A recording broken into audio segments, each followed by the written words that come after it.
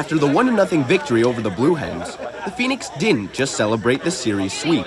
Instead, it looked to take down another opponent, cancer. Head coach Mike Kennedy talked about how proud he was of his team's commitment in supporting the fight. Well, this trumps everything we did on that field, I can tell you that. It's so cool to see our guys go all in and so many guys take part in it. The Versus Cancer program was started by Chase Jones, a cancer survivor and the nephew of former Elon head coach Rick Jones. Its goal is to allow any and all sports organizations to unite and help fundraise for kids fighting cancer. Kennedy, who played Elon baseball under Rick Jones, called the program inspiring. I go way back with that family, and I know what they went through, and when he was diagnosed, and the having to handle that, and then to see him handle it and turn it into something to help others is just tremendous.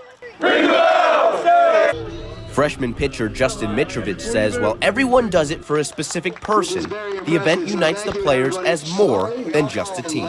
It's super important. I mean, not everyone's fortunate enough to do what we have the opportunity to do.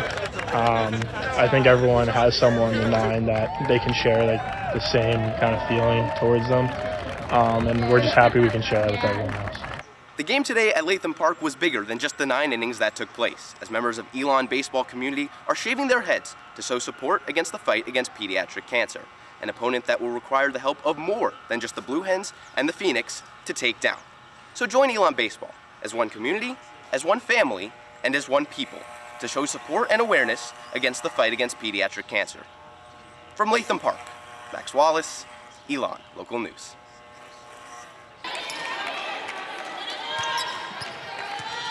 Phoenix trying to get to that 20 mark first. Again, they lead it 1-0. Daniel sends it over. They set up Barrett on the side. That one's out of bounds, and they do get to the 20 mark. Barrett not herself right now, that 238 hit percentage. As she is struggling here early.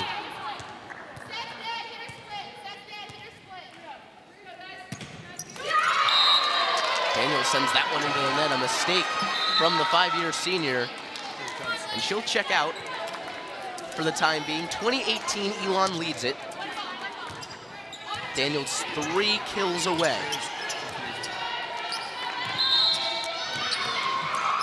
And now the Tigers are going to make a late substitution here. Asia Goins checks in to take the serve.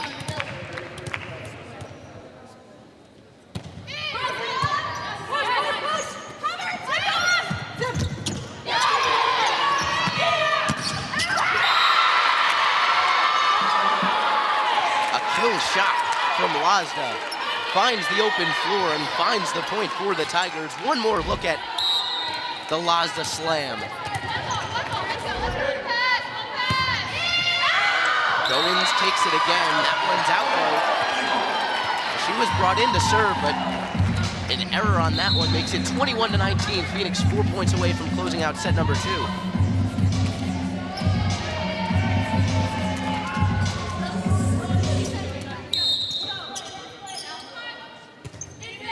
Jordan Gower on to serve, does it well.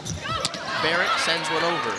Dug up nicely by the Phoenix. Love to the other side, and that's going to get the job done. Sydney Love sends a lightning bolt of a kill to the other side, and it's 22-19.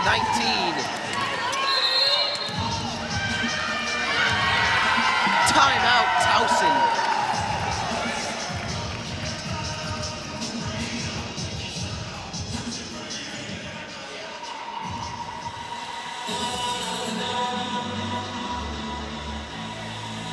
Elon comes out playing with fire. They look to go up 2-0. 3 points away from doing so. They have a 3-point advantage here in set number 2.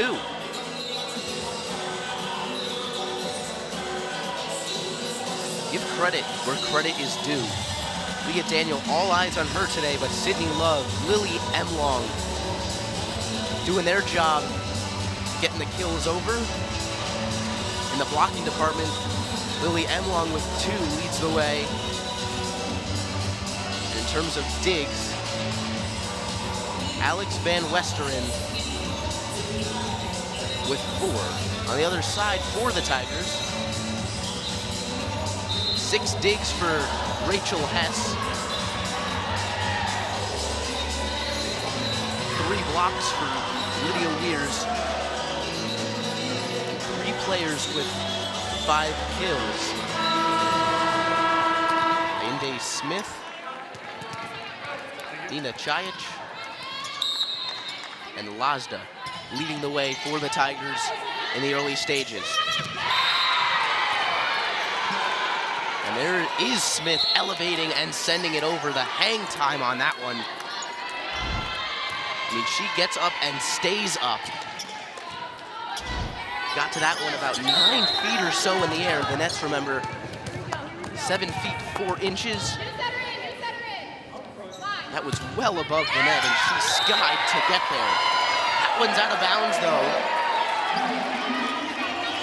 And the leading ace team in the CAA, quite a few errors in the first 2 sets. It gives Elon the 23-20 lead.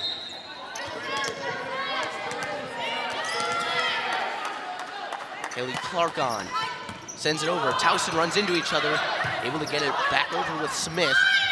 Sent over and rejected by Barrett. The duo of Barrett and Smith send that one back over, and it's 23-21.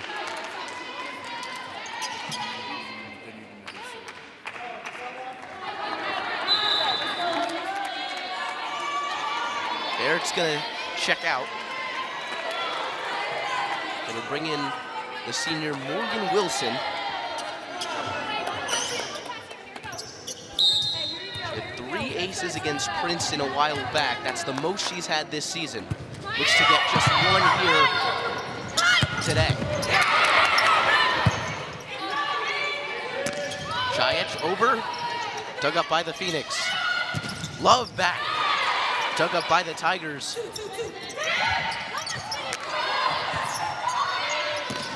Another great volley through in here. But the Phoenix get the dagger. Krzemski denies the Tigers' attempts.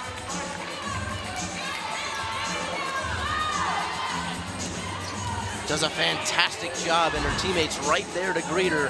All smiles on that Elon side. Van Westeren looks to get the kill here.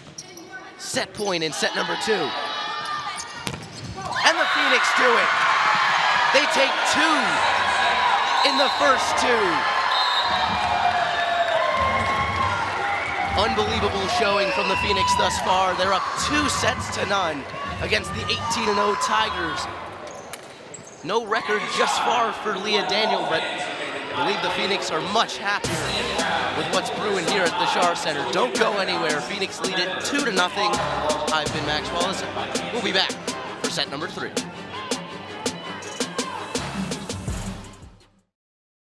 The 17 seniors honored for Senior Day are leaving behind more than just their jerseys and pads. They're also leaving behind a legacy. Just moments ago, the roaring homecoming crowd that stacked the seats at Rhodes Stadium saw their team take down the University at Albany 27-3. But the win meant more than just their 7th on the year. In fact, it marked something never done in the Phoenix era, a perfect 5-0 record from at home. The last time the achievement had been accomplished was in 1997, back when the university was still coined as the Fighting Christians. Back then, neither our beloved Phoenix mascot nor the foundations of Rhodes Stadium were even in effect. But put the accolades on the back burner, because the Phoenix still have one last chance to make a push to the postseason. With a date with Hampton on the horizon next Saturday, it's truly the last chance the Phoenix have to make it to the FCS playoffs. From Rhodes Stadium, Max Wallace, Elon, Local News. Well, a huge shout out to Ben Rosenblatt, who broke our 0-0 tie late in the first half. But let's not forget the 12th man of this Phoenix team, the goalpost. Kept the game tied at 1-0 3 times in the final 5 minutes. It's a big reason why they're advancing to the tournament final next week. We'd much rather have an ugly win than a pretty loss. The Phoenix were in search of its first victory on Sunday, and thanks to a pair of clutch 3-pointers from junior forward Asia James, Elon won 60-57 over the High Point Panthers. James's last 3-pointer, the game winner, came with just seconds left.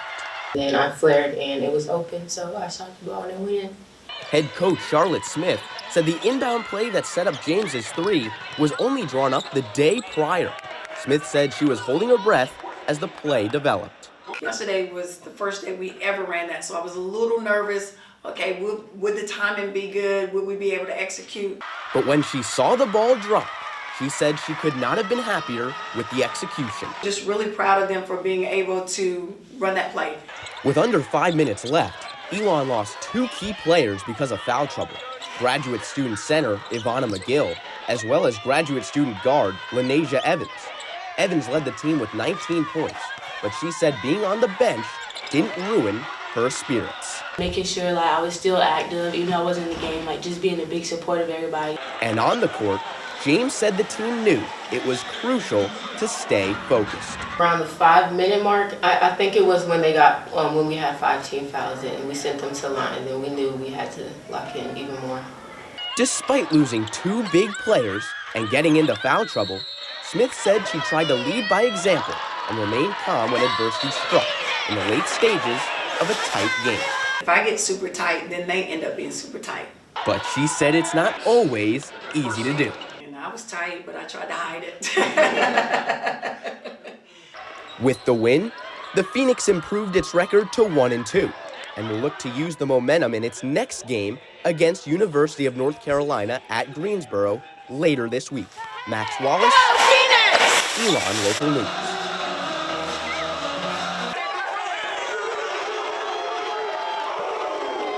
Elon came out gunning for their first 5-1 start since 2017. And thanks to the stellar connection between redshirt senior quarterback Matthew McKay and senior wide receiver Jackson Parham, the Phoenix were able to do so, convincingly, shutting down Towson in a 27-10 victory. After the game, Parham spoke about how the strong offensive core allows Elon to control the game. We have a lot of good receivers in the receiver room, so just run your routes to the best of your ability and trust Matt, the O-line, running backs, tight ends, everybody's going to do their job. McKay found Parham a total of 7 times for over 150 receiving yards. Together, the Phoenix tallied over 300 yards and 2 touchdowns through the air. But the defense also wanted to join in on the party, and they did so in a big way, holding the Tigers to just 10 points as well as forcing 4 turnovers. Head coach Tony Trisciani spoke on the team's continued second-half success.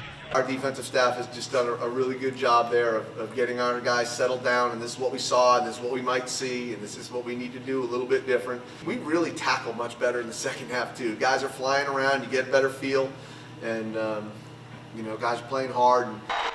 Elon's leading tackler, senior outside linebacker Marcus Hillman, recorded 1 forced fumble as well as a sack on the afternoon.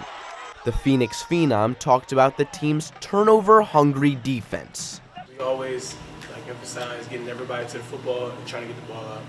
We have a goal for turnovers by the week, and we just want to continue to get them. I say turnovers, they come in bunches. Once you get one, that's what we were saying on the sideline. They just continue to come to us.